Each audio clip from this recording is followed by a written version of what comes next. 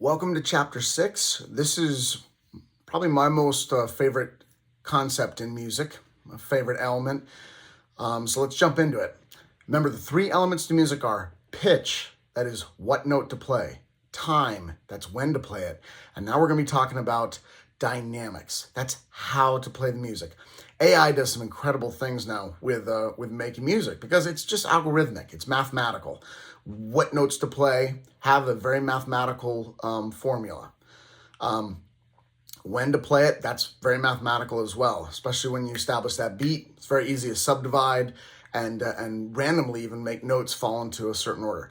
But how to play the notes is what makes it an art. And I'd say it's the same thing with dance. It's one thing to go ahead and do your dance move, all right? Whether it's your plie, your releve, all the cool stuff you guys do, whatever the terms are in modern and pop and jazz and all those different moves would be like your pitch. And then when you move is, of course, your time. That's something that we share, and that's why we spent most time talking about time with relation to music and dance. Time was the big one.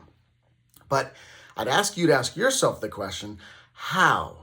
How do you transition from one move to the other? How do you make it fit in the time? How does it match the music? That's your dynamics. And now when it comes to music, we're going to talk about these few concepts. This should be a quick video, but this is incredibly important and where the art meets the medium.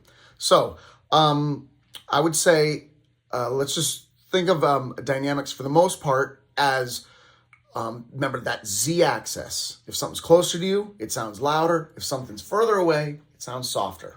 That's it. That's one of the easiest things. And in the musical world, pretty much dynamics, they say just revolves around volume, basically. Okay? So as you can see this chart right here, this is all you need to know regarding the volume. Okay? If something is soft, it's called piano. If something's loud, it's called forte. So again, code words, piano equals soft, forte equals loud.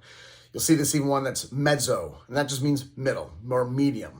Medium soft, medium loud, mezzo forte, mezzo piano. As you can see, when there's two pianos, it means really soft, pianissimo. If you see 2 or 3 Fs, that's fortissimo. It just means really loud. Break the piano basically, or break the instrument, be as loud as you can. Okay? Pretty easy there to see the scale of something that's really loud, something that's soft, okay, and something that's in the middle, all right? Next thing is to notice a crescendo and a diminuendo. Crescendo just means to gradually get louder. Or diminuendo, to be loud and gradually get softer. Okay? That's pretty much it. The musician, at times, they're told exactly how to play these, but a lot of times when you're playing by yourself, or especially in the music you listen to, it is subjective, which is why it's the art. You can definitely play the song loud, soft, but how about the changes? When to play loud, when to play soft, how you're going to do it.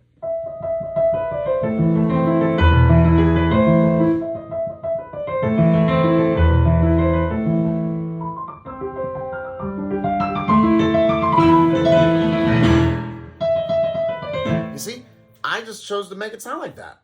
Okay, that's why in the element of dynamics, it's the juiciest part of the art because it's up to you and it's up to, of course, the musician. And so this is where we collaborate our art together. The relationship we talked about building, this is where the rubber meets the road. Okay, now I'm going to go and put some others that I consider dynamic elements. The musical world doesn't necessarily, but I really do. A big one is staccato and legato. Staccato, code word, means detached. And legato, code word, means connected. So if I wanted to play, now it doesn't mean faster or slower. It means detached or connected. Kind of like if you, when you're talking to somebody, you really want them to understand what you're saying. You then say, did you hear what I said? That's staccato, okay?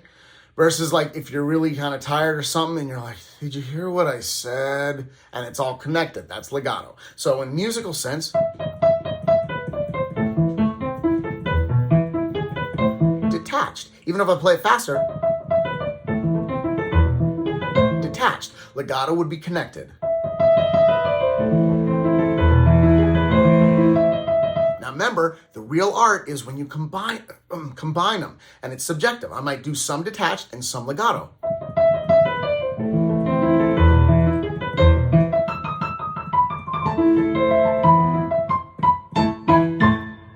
That's a combination of legato, connected, and staccato, detached. And when you're listening to a song, not only listen to how the song is doing legato and staccato, but different instruments. Certain instruments might be legato, while other instruments are doing staccato, okay?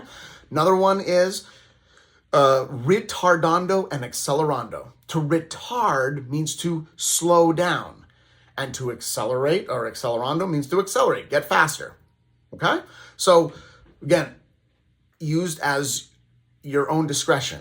It's subjective, it's your opinion. So if I decided to go,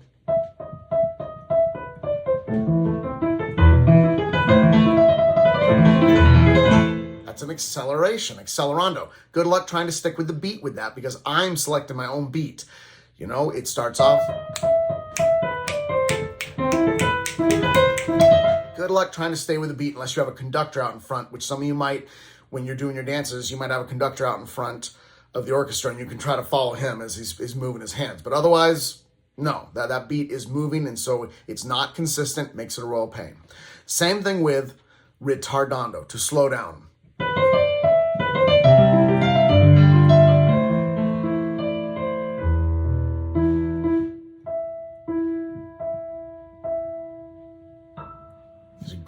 Gradually gets slower.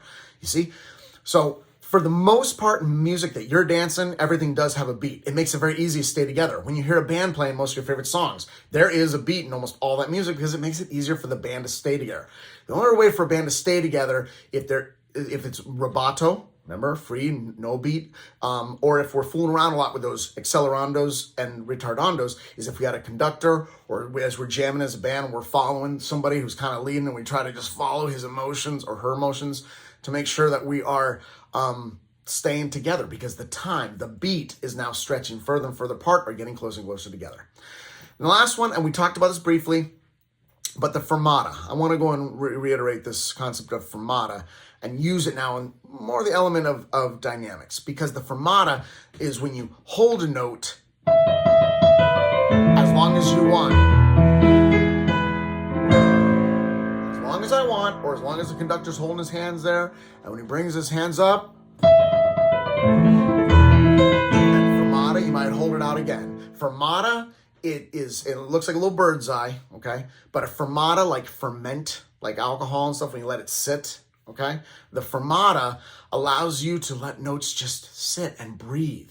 So when you are playing something, I'm going to now give you guys a little example of dynamics mixed with pitches and with time. If I'm just going to make up a little song here, and we'll have some fun with this. But if I want to go and paint a picture of clouds, mist, fog, I might go, sounds like a stormy kind of fog. And now let's say it gets a little brighter, the sun's cutting through, but then still some darker clouds. Now notice, I have a beat there, but when I slow it down, that was a quick little, that was a poco, a little retard, poco, little. You know that? Boom, boom, boom, I'm gonna slow it down back to the here. There's breath in this. So I keep going between something with a beat and something then that slows down, okay? So this music has a beat. It's not rubato, but I'm using those retards. Fermata. Now I'm going to start it whenever I want. And now I'm going to flip to major, which we've talked about, and I'm going to give it a positive sound.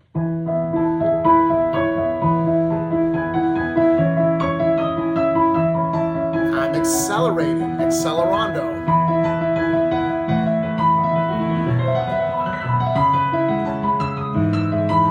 Sounds like those clouds are moving a little bit faster, and maybe they're a little bit brighter, sun's kind of cutting through.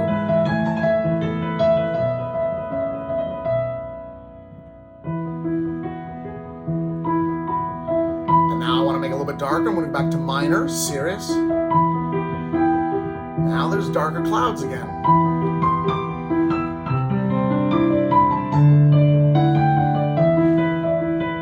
Okay. Now let's make it like a storm. Let's do that tone painting we talked about earlier in the previous chapter. Now I'm going to make it sound like, it sounds kind of windy.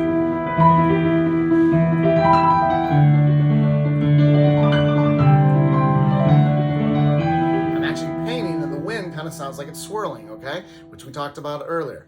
So now I'm gonna go ahead and use dynamics to create even more expression, climax. So now I'm gonna have the wind blow, but I'm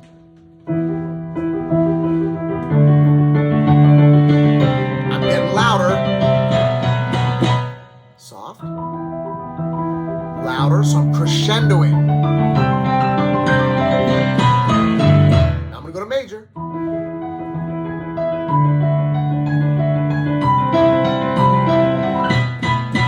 Fortissimo, basically breaking the piano to be loud, and then I go back to being soft again. Now, it's raining.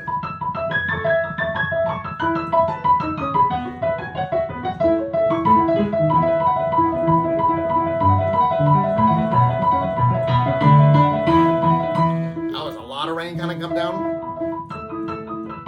Now the rain's starting to slow down. Little bit of raindrops. Now the rainbow comes out, a rainbow. So now I'm gonna make a legato. I'm gonna connect it, legato. Still in major. And because the rainbow has different colors, I'm gonna go through the different keys now, make different colors.